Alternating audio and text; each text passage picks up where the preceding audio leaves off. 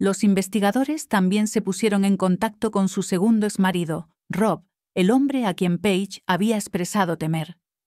Sin embargo, fue rápidamente descartado como posible sospechoso cuando se estableció definitivamente que no podía haber estado en Colorado en el momento en que Paige desapareció, ya que su coartada se mantuvo firme. A pesar de su pasado contencioso, Rob expresó una profunda devastación al enterarse de su desaparición e inmediatamente hizo arreglos para volar a Colorado para estar con sus hijos y cuidarlos durante esta crisis. Su primer exmarido, Jaron, también fue objeto de escrutinio, ya que él fue, después de todo, la última persona conocida que estuvo con Paige el día en que desapareció. Sin embargo, no había ningún motivo aparente ni ninguna evidencia concreta que sugiriera su participación, y él también estaba visiblemente desconsolado por la repentina e inexplicable ausencia de Paige. Los investigadores también exploraron la posibilidad, por improbable que pareciera, de que Paige hubiera optado por irse por su propia voluntad. Era adulta, capaz de tomar sus propias decisiones. Sin embargo, esta teoría fue recibida con considerable escepticismo, principalmente debido a la abrumadora evidencia del profundo e inquebrantable amor de Paige por sus hijos. Un experimentado sheriff involucrado en el caso declaró inequívocamente que toda su investigación no arrojó absolutamente ninguna indicación de que Paige hubiera abandonado voluntariamente su vida o, lo que es más importante, a sus hijos para embarcarse en algún camino desconocido. El padre de Paige, con la voz entrecortada por la emoción, reiteró vehementemente este sentimiento, enfatizando la inconmensurable profundidad del amor y la devoción de su hija por sus hijos, afirmando que sería absolutamente imposible para ella simplemente marcharse y dejarlos atrás. En una declaración conmovedora e inolvidable, declaró que incluso si Paige estuviera físicamente incapacitada, gatearía sobre sus codos para alcanzar a sus hijos, subrayando el vínculo inquebrantable que compartía con ellos. En consecuencia, la teoría de que Paige había desaparecido voluntariamente fue descartada en gran medida por quienes mejor la conocían y por las autoridades investigadoras. A los pocos días de su desaparición, el 1 de julio de 2007, las autoridades localizaron el coche de Paige aparcado en un lugar con el que Paige no tenía ninguna relación. Envuelto en llamas. No había nadie alrededor, solo el coche ardiendo.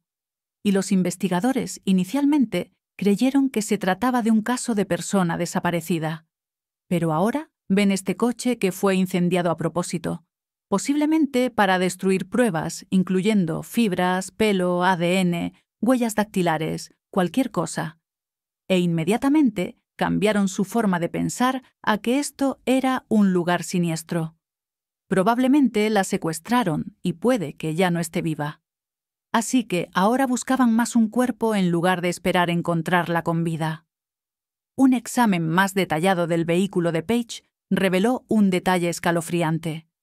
El asiento delantero del conductor había sido empujado hacia atrás hasta su posición más alejada, una clara indicación de que alguien significativamente más alto que Paige había estado al volante.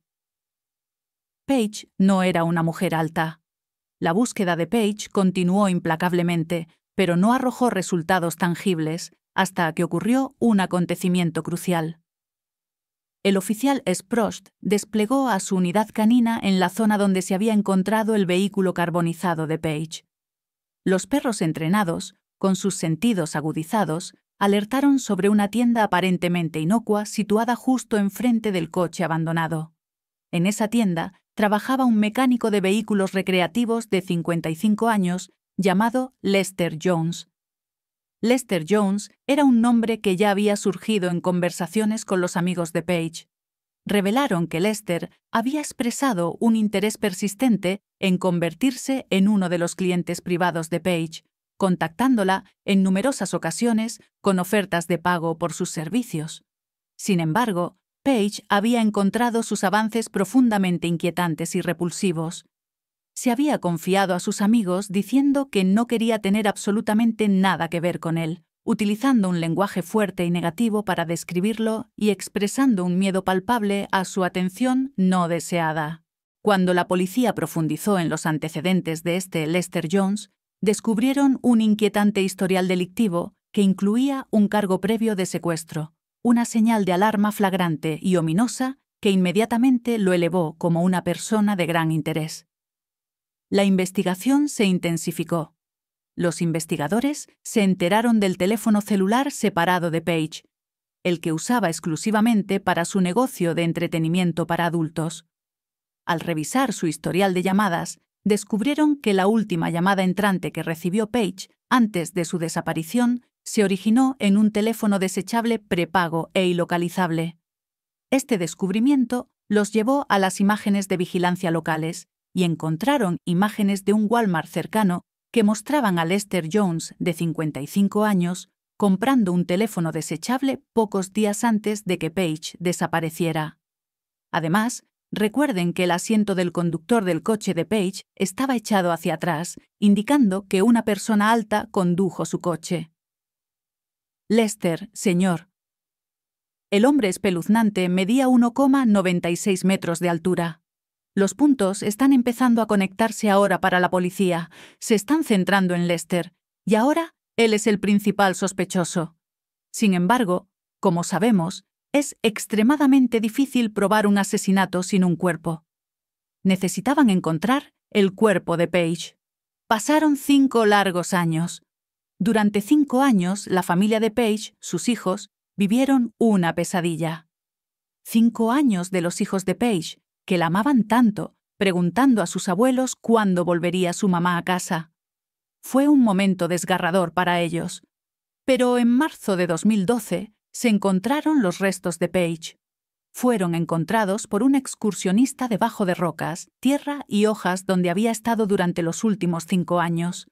Y a través de los registros dentales, pudieron confirmar que eran los restos de Pa Berfeld, de 34 años.